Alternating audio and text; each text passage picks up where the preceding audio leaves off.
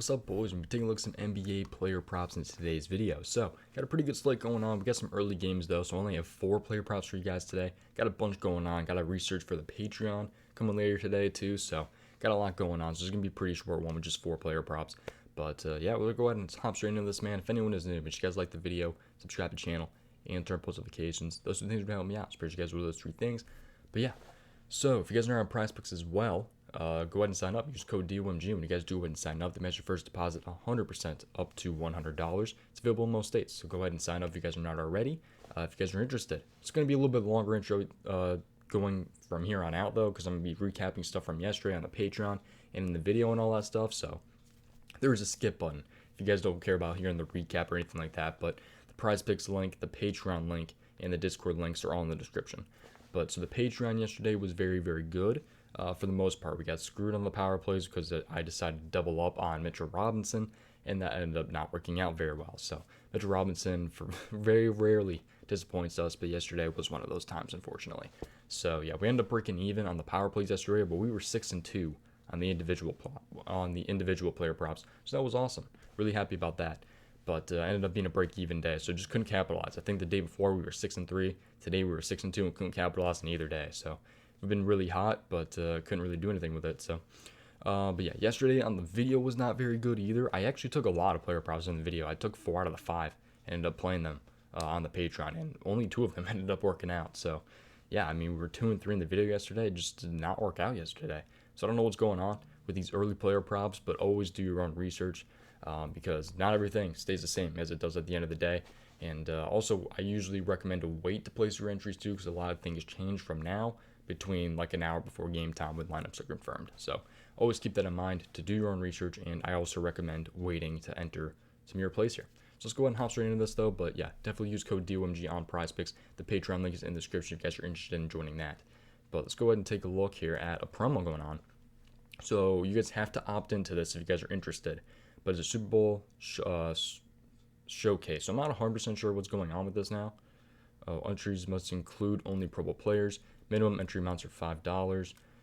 Okay, so they just posted that. But yeah, so all you have to do is place 3 entries on the Pro Bowl is what it sounds like. And yeah, and you're good. You can get the first challenge out of the way. But go ahead and click this link on PrizePicks Twitter if you guys are interested in joining this. I believe it gives you a chance to win $5,000. So pretty sweet right there, if you guys are interested in joining that. I'm personally doing it, so I already did step 1, which was 3 entries on the Pro Bowl. I recommend playing kind of small on that one.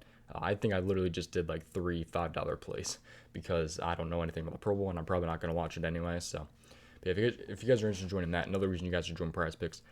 Good promos all the time. But let's go ahead and hop straight into this now. Sorry for the longer intro, just had to get a couple of things out of the way. So we got 2 assist player props for you guys today, and 1 rebound and 1 PRA, 3 overs and 1 under. So let's go ahead and talk about assists right off the bat here. So let's go ahead and talk about Brandon Ingram. So Brandon Ingram, I think, is a pretty good one to start out with. 5.5 assists here. So at 5.5 assists, he has, he's a minus 134 to go and hit this over. So that's a really, really good number. He's 7 out of 10 in his last 10 games. He has only hit this 37% this season, but he also did have 4 last matchup. So there's a lot of good about this problem. There's a lot of bad as well. So he's hit 4 out of 5 in his last 5 though, which is pretty awesome. But 7.2 average in his last 5. All right, let's take a look at the Pelicans game here. So game is at 7 o'clock tonight against the Houston Rockets. So 5-point spread, 220.5 over under. So that's a really good look for some assists, I'm thinking. So that could end up being pretty good for us. He is a shooting guard, and he's going up against the Houston Rockets. So let's take a look at this here. So shooting guard assists versus the Houston Rockets. The Houston Rockets are definitely on the easier side here. So 3, 6, yeah, they're on the 7th most assists to the shooting guard position, which is awesome. Love to see that. So 4.93 is the number. I like to pay attention to more where they rank among other teams. So yeah, 7th assists so far this season. If we can change this though to the last 7 games. By the way, this website is called Fantasy Pros Defense versus Position. So that's what you guys can go at it. If you guys want to look at this yourself, that's all you guys have to look up on like Google. This website is called Rotowire NBA starting lineups. So, okay, let's take a look here at the Rockets though. Last 7 games, they've been a lot better. Oh, never mind. I just missed them. Where are the Rockets here? Oh, I'm completely blind. They are allowing the 2nd most assists to a shooting guard position in the last 7 games. So they've been a lot worse for assists lately. He did not hit last time, unfortunately. He played a good chunk of minutes too. But I don't know, he's a minus 134 to go and hit the over, so that looks pretty good. We'll see if we can go ahead and capitalize on that today, though. All right, let's go ahead and hop into another one here. This one I'm kind of scared about. Oh, they bumped him. They bumped him. He was at 4.5 earlier, and they bumped him up to 5. So I liked him at over 4.5. So this one I still like it over 5.5. Obviously, it's just there's a bigger chance for a push. So kind of be aware of that. But so Tyrese Maxey, 5 assists right here. So he's a plus 120 to go over at 5.5. So that's something to kind of be a little bit worried about. I think he'll probably have at least 5, hopefully. Again, always do your own research. But I mean, he's a plus 120 to go over, which is not very good at 5.5. But he is 8 out of 10 in his last 10 games. He's hitting 8 straight. He's 2 for 2 versus Chicago with 6 and 8 this season, and those numbers were from at 4.5. So, yeah, I believe he had one game where he had 5. So technically, he's 7 out of 9 in his last 10 games at 5, I believe. So, all right, let's take a look though at Philadelphia 76ers. I believe they're in an early game, and they are. So point guard assists versus Chicago is what we're going to be taking a look at here. It's a 2-point spread with a 221 over-under, which is not bad. So let's take a look at point guard assists versus Chicago here. Let's go to season-long point guard assists and Chicago. So Chicago definitely on the easier side here. It looks like they are allowing the 8th most assists to point guards so far this season. So it's a great number right there. Last 7 games, and they are definitely even easier. They're allowing the 5th most assists to the point guard position. So could end up being a pretty good spot for Tyrese Maxey. But again, he is a plus 120 to go over at 5.5 from what I saw, so kind of be aware of that.